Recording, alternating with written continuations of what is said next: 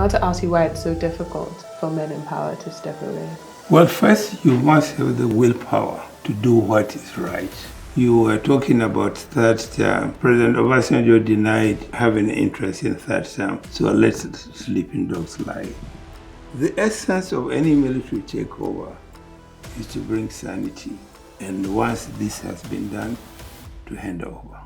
Do you think that a lot of the problems we face today are because the military entered politics? I don't fear death because of I know what I signed for.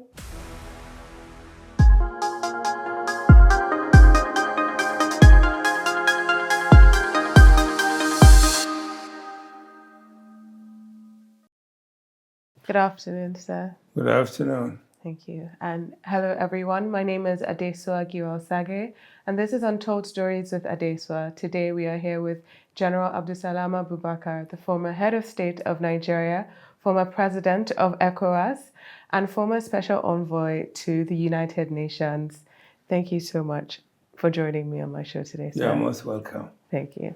I've listed a lot of your accolades, but something you also are is the husband to Honorable Justice Lami Abubakar. Correct. Your wife is probably one of the most educated first ladies we've ever had in Nigeria. She was the Solicitor General and Attorney General, I believe, of Niger State. And she also sat on the Constitutional Conference, I think in '87. Now, I wanted to ask you how your marriage or your relationship with her shaped you as a leader. Well, I don't know whether my marriage to her has shaped me for the role I played when destiny brought me as the head of state of Nigeria. But what I will say, yes, she has been very supportive. She has brought up our children as a mother, and I'm very grateful for her, the way my children have been brought up. Indeed, she gave me peace, even before I became the head of state of Nigeria.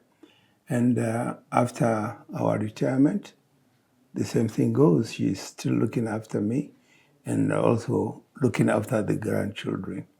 So we thank God for that. When you found out that you were going to become the head of state to Nigeria, this was just, I think, was it around 1 a.m.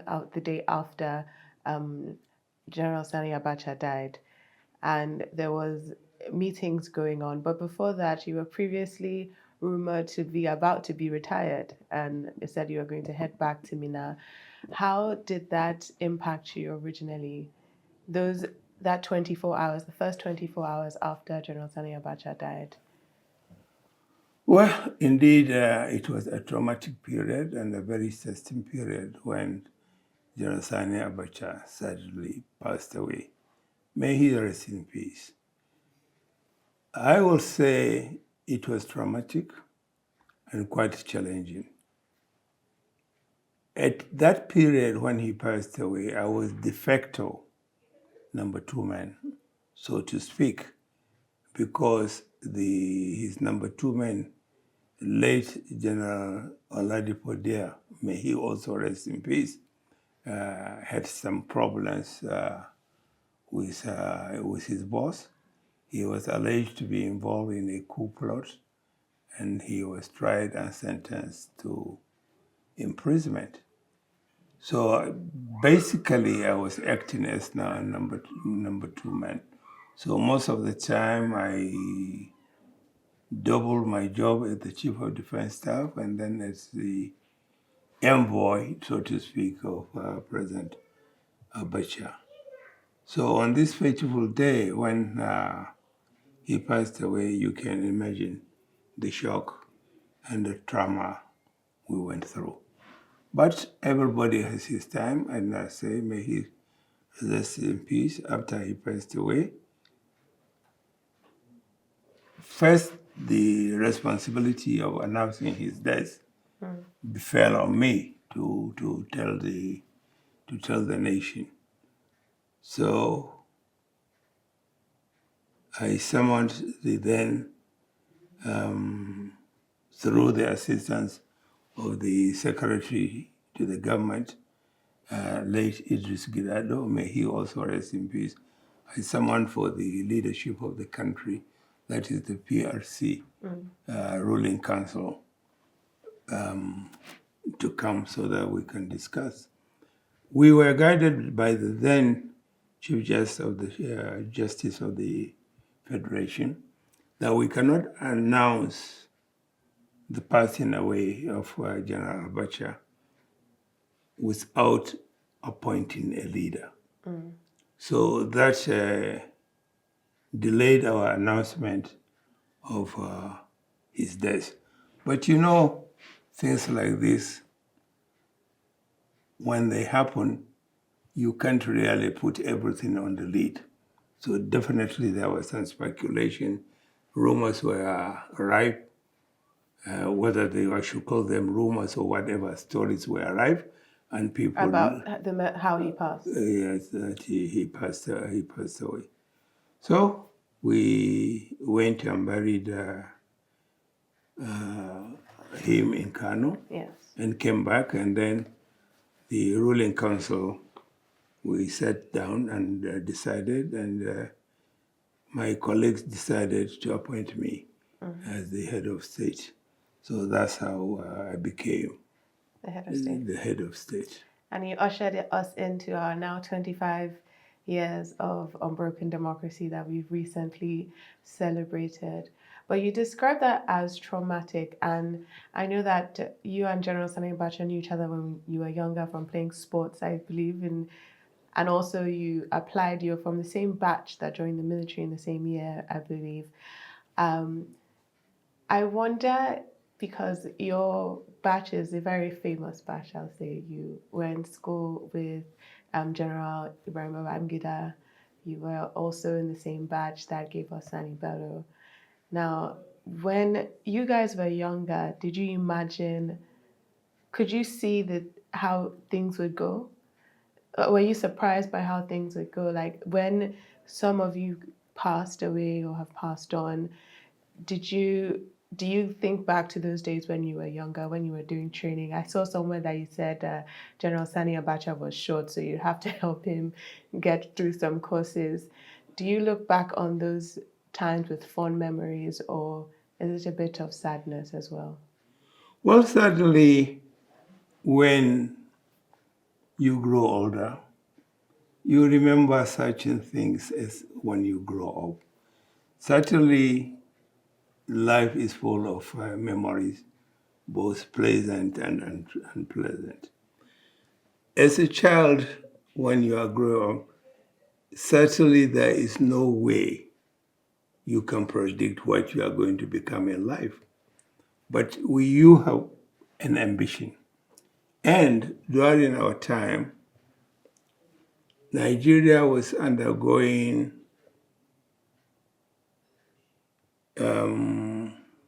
what I would say democratization process, where there is going to be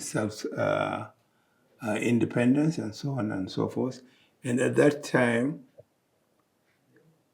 the military, Nigerian army in particular, was trying to indigenize the officer corps in the leadership of the Nigerian army. And they went around, especially lecturing the school leavers in all the opportunities that are available in the armed forces. So certainly we were lectured, and quite a number of us in my class were interested in joining the military.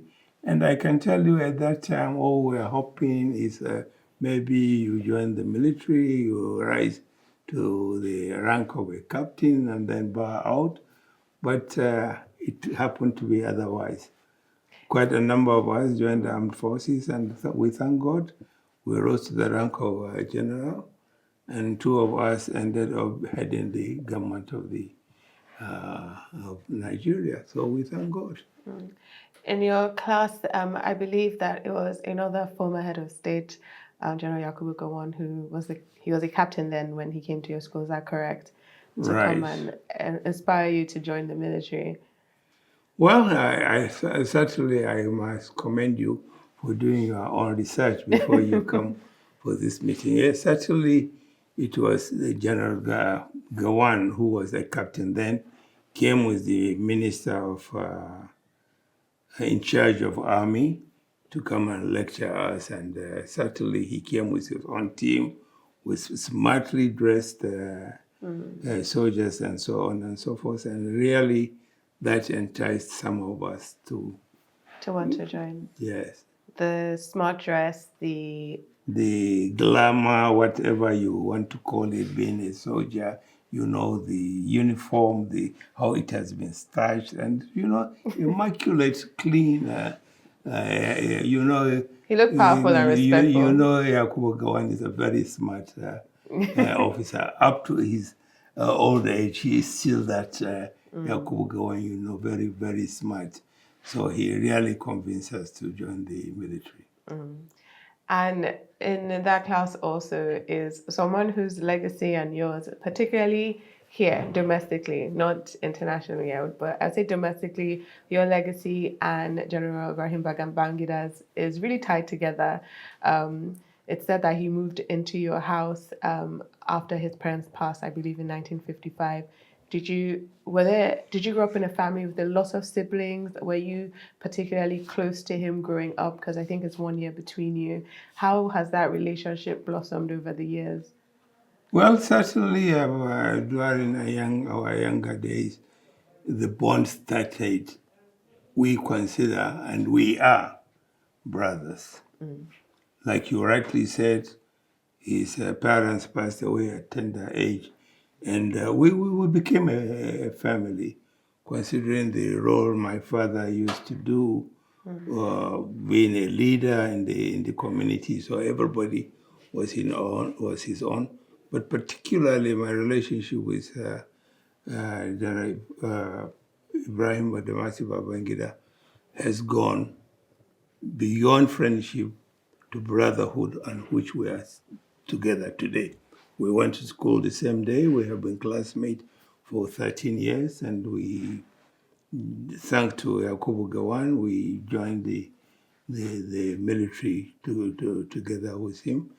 And on our retirement, we are neighbors, and we are back to where we started. Yes, in Mina, in Niger State. Yeah. But so when you joined, you went to Germany in the 60s for your Air Force training, correct? How was that like in Germany? This is post-World War II. Germany is in a rebuilding era. You're training as a young black soldier in Europe. How did that impact you? Well, at that time, you know, Germany was just, like you said, coming out of the World War, and they are not well known in what I would say English countries. Let me use this word, Commonwealth countries. So this was the first time they are venturing to come and be partnership with the Commonwealth countries. Yes. And certainly they offered to train. That was the beginning of the Nigerian Air Force. They offered to train Nigeria to form its Air Force.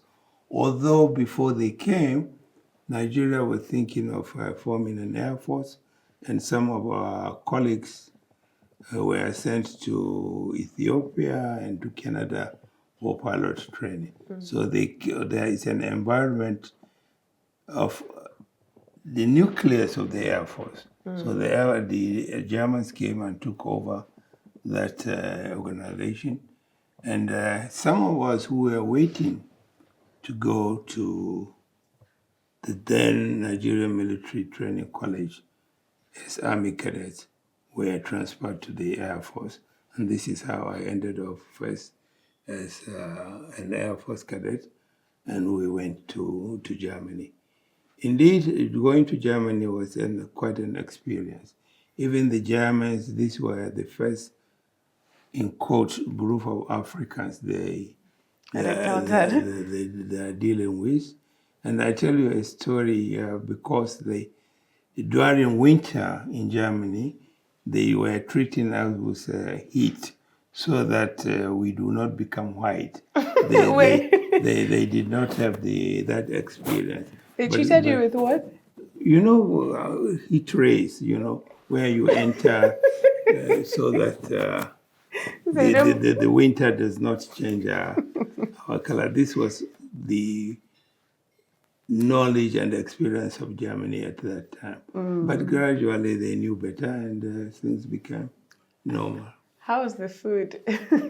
Well, and the winter? Naturally, you get a change of diet, but generally you get used to it. I don't think we have any problem about feeding in Germany. Okay. But you come back and you have to come back for the war. Okay. Yes, we came back to Nigeria, and then unfortunately the war started, and there was shortage of officers corps to lead our troops into war. So again, from the Air Force, some of us were seconded back to the Army. And I was happy to come back to the Army, so to speak, because these are my colleagues, these are my friends whom we find there. So I felt more at home in the Army. In the Army. And this is how the situation came. You know, I looked, but I didn't see many instances where you talk about your experience of the war. But I did see you said something about you fought very hard to keep the country united. And in that time, when you become head of state, you see that the country is kind of pulling itself apart. There's a lot of instances of regional favoritism, I believe, even within the military itself. Do you think that that's reflective of the era we are in today? Do you think it's worse? Do you think it's better? We have secession agitation going on in the southeast, even in the southwest. There's widespread insecurity across the country. Do you look at the country today and think that I don't know. I want to know how you feel actually when you look at the situation today. Well, you first started saying I didn't talk much about the war. Well, during the war, although I'm an officer, I was a very much junior officer. So we are not to be heard, but to be seen. We are the people who are leading the troops in combat. So really the policy decision and so on are not ours. Our own is to carry instruction. Certainly, we played our part. And the purpose of that crisis, civil war at that particular time, like you rightly said, was to keep Nigeria as one entity so that it doesn't disintegrate. And to some extent, that has been successful.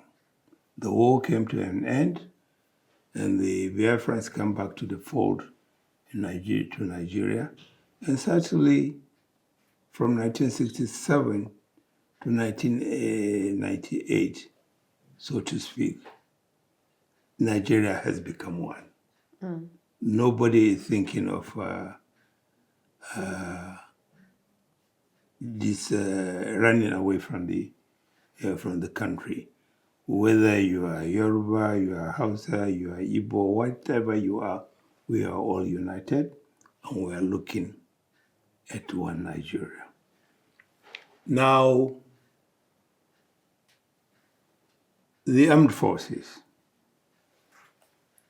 Our own job is to ensure the territorial integrity of Nigeria and also to safeguard the Constitution of Nigeria. So you find out before the Civil War and after the Civil War, that is the role of Nigerian armed forces. I repeat, to safeguard the territorial integrity of Nigeria, to uphold the Constitution, and to take orders from the political leadership of the country. But after the Civil War, in the process, military intervened into the governance of this country for one reason or the other. Because the politicians were tearing the country, there was a lot of whatever that went wrong that necessitated the military to take over. The essence of any military takeover is to bring sanity. And once this has been done, to hand over. But I think Nigerian military overstayed ruling the country. And there was, as time went on, our leaders wanted to keep promising to hand over back to conduct election and hand over the governance, the country. In the process, this never came to be. Well, it happened once with Obasanjo. Well, Obasanjo did. He handed over in 1979. But when he handed, barely, should I say, 10 years, less than 10 years, with the civilian administration, again, things were bad. It was by 1983 was already back in military hands. And then the military has to come back into the fold. Do you think the military had to come back or they wanted to?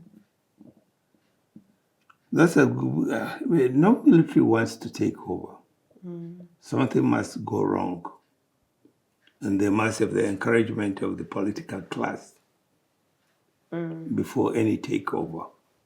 So the military never wants to come back. We have already subordinated ourselves to the political authority.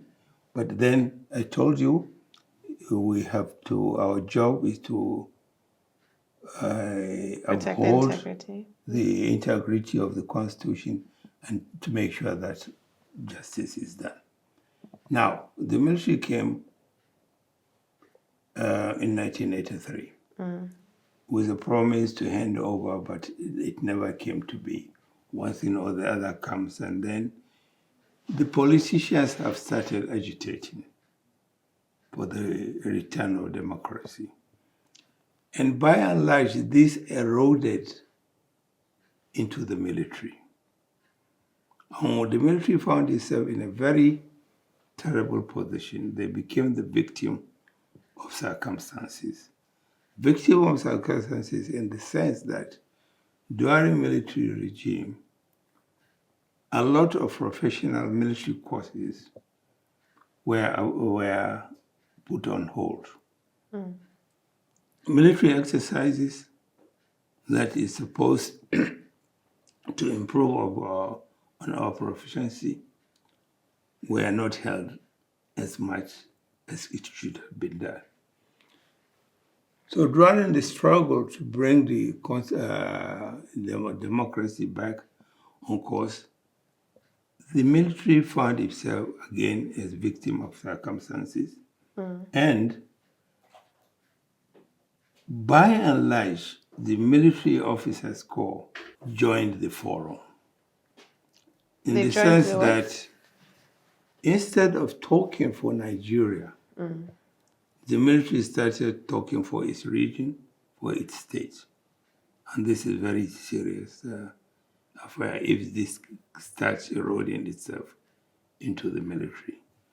So, as people who are now in the leadership of the country, and people who fought to make Nigeria one entity, we felt concerned. So there was a need to nip this in the bud and bring the military back on fold to start thinking of Nigeria as a constituency, not their state. Are you proud of where the Nigerian military is today? Of course I am. Yeah, the military has come a long way. I'm glad for the last 25 years, the military has subjected itself to the political leaders we have in the country. Yes. And they abide by the Constitution. They are safeguarding the Constitution of Nigeria. How about the welfare of military officers today, the state of their training, the leadership of the military? Are you proud of that? Certainly I am. We have come a long way from 1998 to today. Remember, in 1990s, we do not have the level of insecurity we have now. There was more peace. People were contented with what was going on. Unfortunately, now we started having agitation for separation of state, and then unfortunately, in the northeast, we started having Boko Haram and insurgency, and by and large, you find that Nigeria now, all over the 36 states, including Abuja, there is one form of insecurity or the other at different levels. So you can see the military and security agencies are really overstretched. And the government, as much as possible, they are doing the best they can in order to provide this, to curtail this insecurity, and also to continue governance on providing education, healthcare, maintenance of road, and so on and so forth. You think the government is doing their best?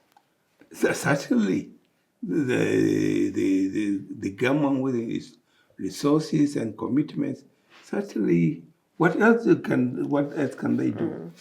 I want to ask you about your role as an African statesman, because I think it's underemphasized the role you played in Liberia, in Guinea-Bissau, in Sierra Leone, even as UN Special Envoy to Darfur. And I wonder how seeing IDP camps there would have influenced you seeing IDP camps here. But before we focus on your role as an African statesman and actually what that means for Pan-Africanism and for Africans as a whole, I want to go back to what you just said about government doing their best. Because I think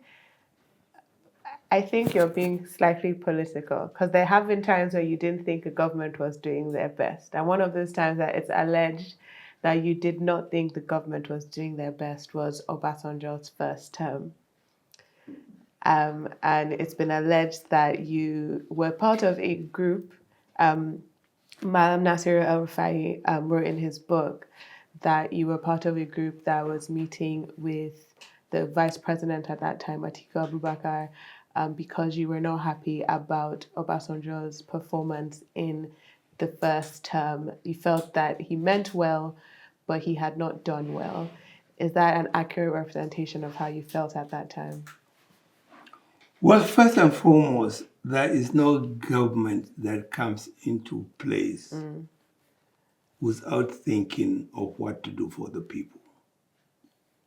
Any government that comes in has got the interest of its people. Let's establish that first.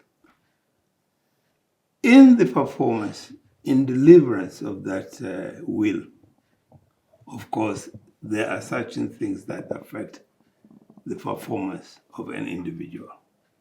And certainly, you as an individual, you have some feelings that the government, one way or the other, should have done one way or the other. And then it is your own prerogative as a citizen of the country to voice out your concern. And naturally, even today, as an individual, I voice my concern. But I don't go into the press to start shouting. I have access to the leadership, and definitely we advise and point out things that we think should be done otherwise. And this is the role we are playing today. I was asking about that period because I was reading some of the Ambassador Jetta, the American ambassador at the time, some of the concerns that he felt you had about Obasanjo's first term. I think actually you were vindicated when the third term agenda rose in the second term fully, when the constitutional amendment was in the Senate. And the former president of South Africa, Thabo Mbeki, said that you spoke to him about it and that you were fighting for the entrenchment of democracy in Nigeria, democratic institutions rather than an individual. Is that true? Did you speak Well, to Mbeki about you that? know, unfortunately, the leadership of international community affects our leadership in the continent. Now here, we are trying to adopt a democracy that has term limitation. And our leaders, when they look at places like Germany, like Britain, affects their thinking of governance. Correct me if I'm wrong. I don't think the German constitution has a term limit for their president. I don't know. I made this reference because of the lady who was the former... Angela Merkel? That's right. Yeah. She has been president for at least 3 times or so. Correct me if I'm wrong. And if there was a term limit, it was not effective. Then the British system, whereby the political party, after winning an election, will appoint a prime minister. We have seen in the parliamentary system where there is no limit term for an individual to be appointed a prime minister. Yes. And I think this affects our psyche in the leadership of the continent. People now they put themselves in that position and try to change the constitution and extend or elongate their term limit. So I think this is the conflict we have in Africa and indeed in the developing countries. Well, certainly you were talking about that President Obasanjo denied having interest in third term. So let's sleeping dogs lie. We have crossed that bridge, and let us not go back on the issue. Okay. But you have a relationship with Thabo Mbeki? Come again? You have a good Oh yes, relationship with Thabo Mbeki? we are very good friends with Thabo Mbeki before I even became the president of this country. And when God made me the president of Nigeria, the head of state, he was the vice president in South Africa. And as God will have it, he became the president of South Africa. And during his stewardship as the president of South Africa, the United Nations was trying to intervene into the Congo crisis, and they set up a committee. I was a member of that committee, and the late President Buyoya of Burundi was a member. Late President Mesari of Botswana was our leader. That meeting took place in South Africa, and under the leadership of President Thabo Mbeki, he facilitated our activity there. And when he left office again, destiny brought us together. The African Union decided to set up a panel, again, together with myself and President of Burundi, under the leadership of Thabo Mbeki. And we have been engaged for peacemaking in Sudan for the last 15 years. So that really spends our relationship with Thabo Mbeki. How did you become friends? How do you become friends with somebody? Because he lived in Nigeria, didn't he? He lived in Lagos. He lived in Lagos during the struggle. Yeah. Is that when you met? No, I'm not too sure, but eventually we met together and we became friends. And it might interest you to know, even yesterday I spoke to Thabo Mbeki. Oh, really? Yes. How's he doing? It's okay. He is disappointed that his party is losing grip of the control of power in South Africa. He felt his party has not done much. But controversies, right? Yeah. It's definitely incredible, I think, that he was able to make the showing he did in these recent South African elections. But you've often described yourself as not a politician. You were thrust into politics and you became head of state. But you've been a mediator. And you have spoken a bit about some of the peace work you did. But I was looking at an article from nearly 30 years ago now, speaking about the situation in Guinea-Bissau in 1998. And it said that there are people on the streets of Guinea-Bissau screaming your name, screaming Abubakar, Nigeria, because of your stepping in there. I think it was the Accra Agreement. It held for a little while. And the president was Vieira. I believe that's who it was. But I also wanted to ask about your mediation work when it comes to Niger, because you were involved when it was Tanja, and also now when it's Bazoum and with the new military junta there.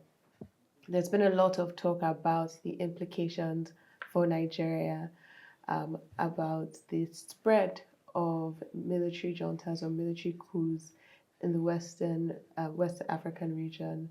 How do you feel about this? Well, first let me thank Allah subhanahu wa ta'ala who made me and put destiny in my hands. In the sense that when I was in service, before I became even head of state, as the chief of defense staff, I happened to be playing some roles in maintenance of peace and reconciliation. So that exposed me to quite a lot of politicians all over Africa, let me speak.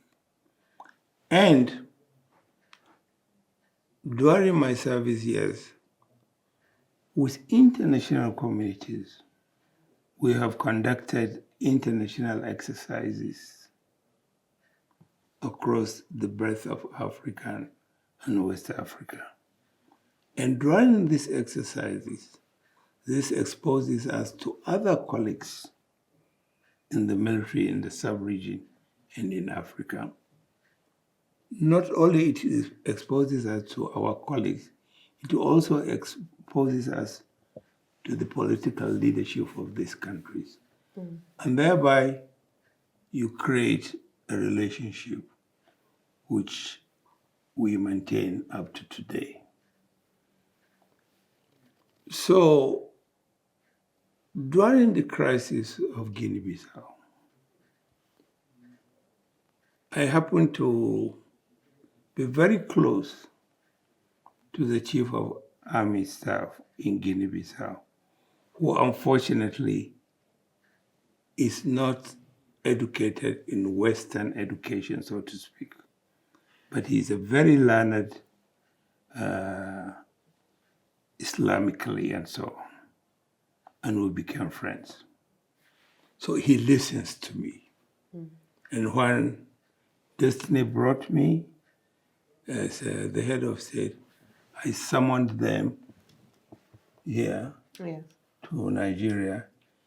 And through my persuasion and relationship, we made some peace. And like I said, as the chief of defense staff, I was involved with Sierra Leone, Liberia, and other countries, Burundi, Rwanda. That really exposes me. So it was, I would say, when organizations such as UN, ECOWAS, AU, and so on are looking for somebody to mediate, they certainly look for the caliber of somebody with exposure, who has contact with the people, to appoint you to mediate. Yeah, Liberia. You helped facilitate the end of the second civil war in Liberia.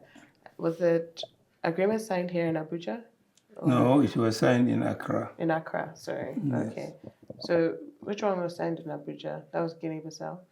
Yes, Guinea-Bissau was signed here. And there are quite a lot of agreements that have been yes. signed. But some are signed, some hold, some don't hold.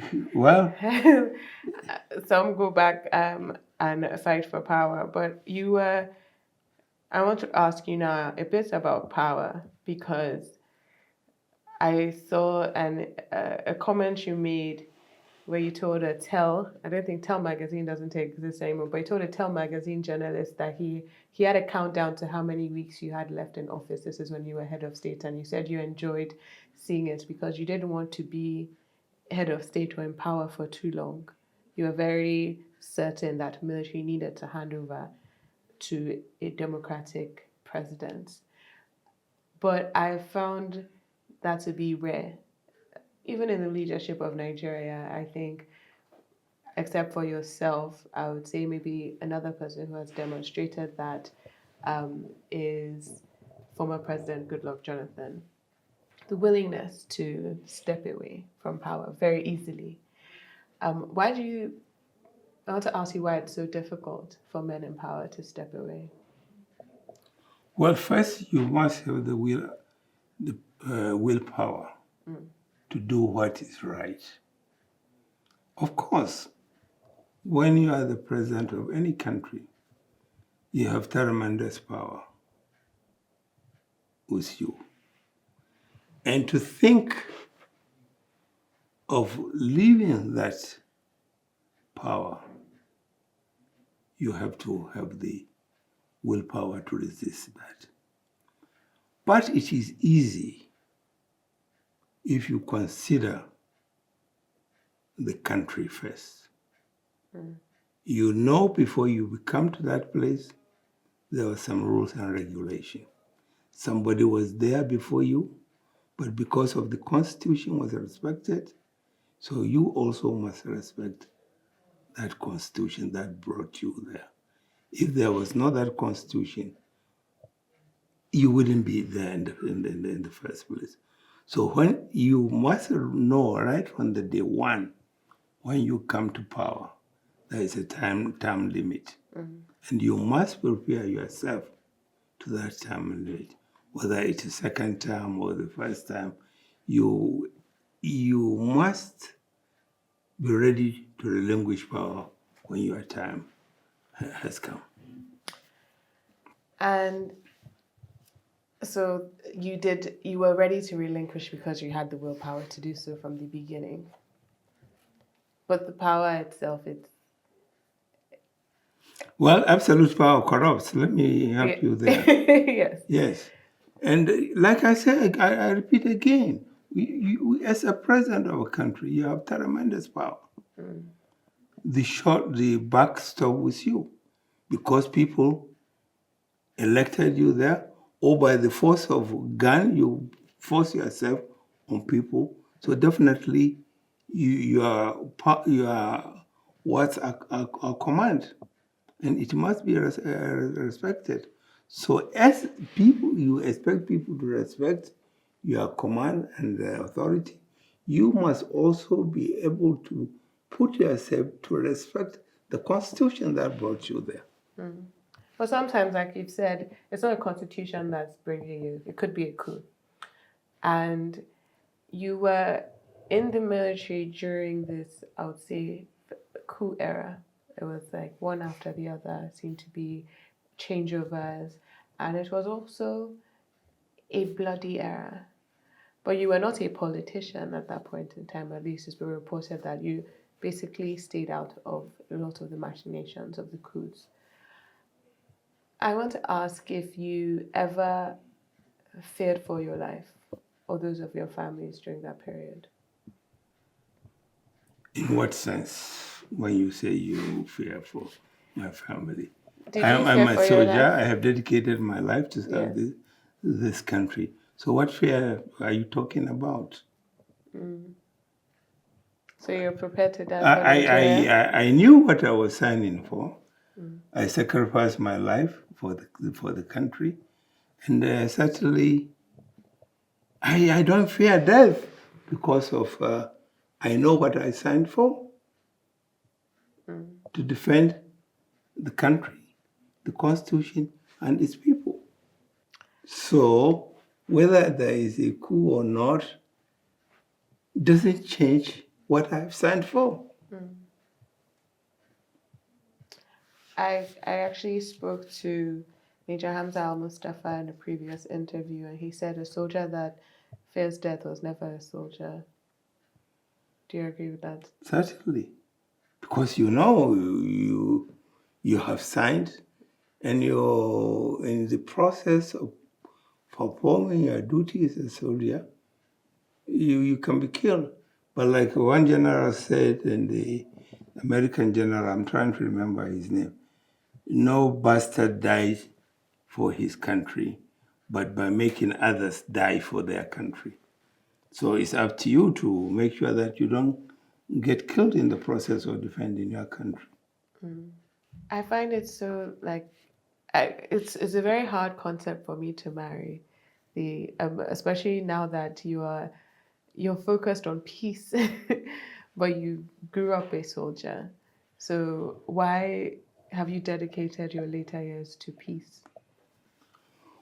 Well, in the military, unfortunately, people have the notion that soldiers are meant to be deployed in violence and so on. But remember, no matter at the end of any war, you have to sit down and discuss peace. Because brute force does not bring peace. So after the guns have been silenced, you sit down and discuss war. In the military, when you reach such a level in the rank, you spend quite a lot of time learning how to make peace. And I think my background also helped me in that aspect. I grew up to see my father negotiating and making peace between people. And I do listen to him sometimes. I'm a listener when he's making this. And I think this also played a role in me in being interested in peacemaking. And as such, after retirement, I have set up an institute in Mina called Abdulsalami Abubakar Institute for Peace and Sustainable Development Studies. And here, what we do, we train young people how to negotiate and make peace. And we are affiliated to Jos University and Ibadan University. Depending on what course we run, at the end of the course, the university who is conducting the courses for us gives you either OND or HND, depending on the course you attend. So they do graduate with a certificate Yes. in the studies. Okay. So you're not afraid of death as a soldier, but are you afraid of betrayal? Because one thing that's striking for me as somebody looking back is that with the coups, it involved a lot of personal relationships. It could be somebody you knew from childhood who could want to kill you for power. When I look at the Orca coup or the Demka coup, that's one thing that, as somebody who's just reading, it haunts me. I wonder how that felt for you. Well, certainly, coups and counter coups bring brother comrades on a different table, on a different perspective. Certainly, coup is not something glamorous, so to speak, but it does happen, and it's unfortunate that it happens. You find a brother or a colleague against each other, but that's life. It's just life. Yes. Even when you look at the kingdoms, the empires that have gone by, you will see a brother, a father against son looking for power. And so certainly in the process, somebody loses his life. So it's a game that we have inherited, and it will continue. It will continue. Yes, certainly. I mean, the struggle for power. I don't mean the killing. Yes. But the struggle for power, definitely. Yes, definitely. I mean, we are seeing violence in the struggle for power in Nigeria right now. We're seeing threats of violence in Rivers State. We're seeing threats of violence in the north. From local government, local council elections, all the way to presidential elections. We experienced violence in our last elections. Less than before, but the violence still existed. So I guess the struggle continues. But for a young Nigerian, I also wonder if some of this is not due to the military entering politics. Because I feel our democracy is quite militarized. Even our celebration of 25 years of democracy, it looked quite militarized as a civilian. Do you think that a lot of the problems we face today are because the military entered politics? I wouldn't think so. If you go back through history, the empires, really who were the rulers of the empires? They were soldiers. King Henry V, for example, was a soldier. And he made conquest in order to be a king.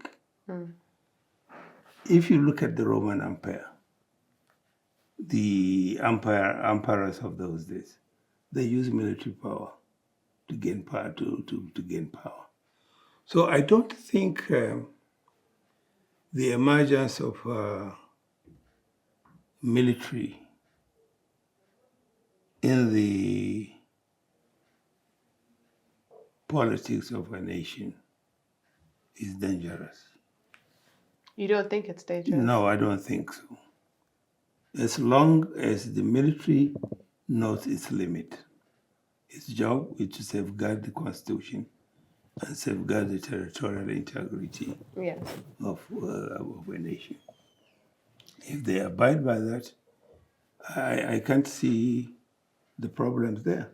And of course, the leadership of any security agency might be in dovetail with the governance of the day. Is it possible for a military, because as you said before, power corrupts. Absolute power corrupts absolutely, right? Is the second half of the saying. By definition, a dictator or a military leader who has absolute power, how would he abide by limitations? It's very rare.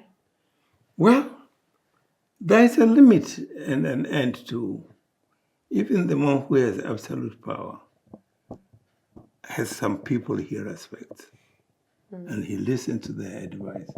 Otherwise, he knows he's in trouble. So, even an absolute ruler knows he's bound. Okay. And there is no nation, regardless of what democracy they are playing, that will not interact with the military leadership. Because that military leadership is sacrosanct to the defense of the nation. And there is no way you can do without engaging the leadership of the security agencies. Do you think democracy is un-African, or do you think it's positive for African development? To some extent, yes, it is beneficial. To some extent, it's causing a lot of problems. Africa leadership based on kingdoms, cabbaces, emirs, and chiefs And up to today, not only in Nigeria, in quite a lot of African countries, these bases, these emirs play a very vital role in the maintenance of peace and running a country. Yeah, but their powers were truncated by colonial powers. It wasn't a natural. It didn't. Their empires or their kingdoms didn't come to a natural end, right? There was a Benin expedition even here with the Benin Kingdom. Even in Lagos, you had the British basically taking over some of the powers of the Obas there. And in the north, there was a bit of indirect rule. It was not as direct as in the south, but their powers were limited by colonial powers. Well, unfortunately, this happened because when the colonialists came, they have to use these emirs, bases, and so on in order to reach the people. And by and large, gradually, they eroded the role of these emirs and chiefs. Do you think it's been to our detriment? It is indeed. Because during our younger days, not only the chief or the emir, the word of what I'm looking for. For example, the word of a mayor is law. You dare not overstep boundaries when the leader of a settlement says something. Before you even reach the emir or the Oba, the bases, The Awujales. Yes. Their words is command. Yes. We respect that. You dare not fall foul. But unfortunately, with our education, so-called Western education and so on, all this has vanished. But now even a king or even an emir can be deposed by. We are following what the colonialists did. We are now the politicians are now loading it over the emirs and kings. Do you think that's disgraceful? Which wasn't there before. Even today, now that the governors are toying with the emirship, with the cabbaces and so on, they still go to them during election to try to convince their subjects to vote for them. To get legitimacy? Yes. But do you think, right now in the news, it's the Kano Emirate. You have Emir Ado Bayero, and you have Emir Sanusi Lamdo Sanusi. And you have the Emir. How did you feel about the Kano Emirate being split up? Yes, certainly there are some concerns on this emirship, but the issue of Kano is the current one in the banner. They are in court and so on and so forth. So I don't think we need to speak on that. Okay. All we pray is that there is an amicable solution to all that. Can I speak on somebody else you had a relationship with, Nelson Mandela? Because we have spoken about foreign influencing maybe the psyche of African leaders, but we also have foreign influence on African leaders themselves. It's been a topic really recently about French influence, particularly in Niger. I saw something that quoted you alleged that you had trouble with France looking on the other way when it came to Tanja in Niger. And when Mandela came, I believe you spoke about Angola, which also there was foreign influence there with Portugal. Do you believe that the future for African growth has to do with more Pan-African relationships like the one you have with Mbeki, the one you had with Mandela, that are immune to these foreign influences?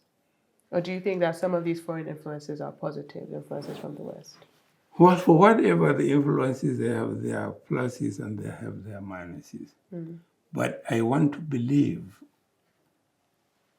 the relationship between Africans goes a long way in cementing governance and relationship between African countries. We pride ourselves that we send our children to China, to America, to Russia, to UK to be educated. Unfortunately, these our children and grandchildren, to me, are neither here or not there. Because the children are caught up, which culture do they adopt? When I grew up, you find in a house many children which are not biologically related to the owner of the house. They are relations, children of relations. And this gentleman or the lady accepts these children as their own children, and they treat them the way they treat their children. In other countries, especially in Europe and America, that is not the same. You find older people are sent to old people's home, which is an African culture. Nobody wants to send his parents to a foster home. Rather, you look after your parents until their death. Now, our children, they are thrown into a system. Which one do they choose? Do you come and send your parents to old people home and feel comfortable that your parents are there? It's an African. So this is where there is a conflict in our culture. So if this was in the West, yourself and General Babangida wouldn't be brothers. Certainly, yes. And you think that this cultural decay is increasing in modern times? Certainly, it is being eroded because now, to be honest, our children and grandchildren now, they don't see us the way we used to see our grandparents. There is a difference. Because you claim you are more educated than us, you have adopted culture that are foreign to Africans. But I don't blame the younger generation. I blame the older generation sending their children to these foreign countries. I mean, you also went to a foreign country for education. You went to Germany. Yes, but that is after my formative years. After your formative years. I remember the day Abacha died being a time of celebration on the streets of Lagos where I lived. And it, for me, represents sort of a schism, both generationally, financially, those who have power and those who don't. And I wonder if that is part of why there has been no true moving forward in our country. Maybe that's part of why there is IPOB agitation in the Southeast, is that there seems to be in Nigeria a refusal to discuss our history in detail. So I want to ask first, do you have a book? Have you written a book? Do you plan to write a book? Well, let's forget about whether I wrote a book or not. Let me congratulate you in trying to make history of our nation so that the younger generation will know. Yes, about the book, yes, I'm thinking about writing one. You mentioned something about on the death of Abacha, where there was jubilation in Lagos and so on. Also, there is sorrow in other parts of the country. It depends on how you see General Abacha. Yes, during General Abacha, like you said, there are some fears somewhere and so on and so forth. But again, you can't run away from the political aspect of all these things. It depends politically where you stand. But let us hope the younger generations will think about Nigeria and do the right thing for our country to be together. There is strength in diversity, and certainly the Americans, the Chinese, the Indians, you see, they are reckoned with because of their size and because of their population. There are certain countries where there are a small number of people. There are countries in the world where the population of Lagos town itself is more than the size of that country. Those countries are insignificant because they don't make an impact, so to speak, considering their position. So I think, let us think to sort our differences and forge ahead as a country. As a nation, we always have conflicts. We always have differences. But one thing we should know, no matter where, how small or how large the population is, there must be a leader. And all of us cannot be leaders at the same time. And it was duty, that leader we chose or we elect, we give him all the necessary support in order for him to succeed. I believe, I repeat, there is strength in diversity. And the sooner we realize that, the better for us. Even all these people who are thinking of, tearing Nigeria to pieces and so on and so forth, where are they going? You will still live in the same society and you must interact. Again, I repeat, there is strength in diversity. Let us think about Nigeria and let's do all we can in our own way to contribute in making our country a great place. Nigerians are good people. They don't ask for much. They don't ask for much. And during my time as a younger generation, Nigerians are each other's keeper. But things have degenerated. Once you are a stranger in a place, you are perceived with suspicion, who is this man? Before, during our time, as a stranger in a town, the whole town will welcome you. And before you find your foot in the place, the natives will look after you. They will make everything possible to make you comfortable, to feel welcome in the society. This is what is missing in Nigeria. And I hope you, the younger generation, will make that happen. Okay. Thank you very much. Thank you so much, sir. Thank you very much. All right. Thank you, everyone, for watching Untold Stories with Adesua, and thank you very much, General Abdulsalami Abubakar, the man who ushered us into the Fourth Republic.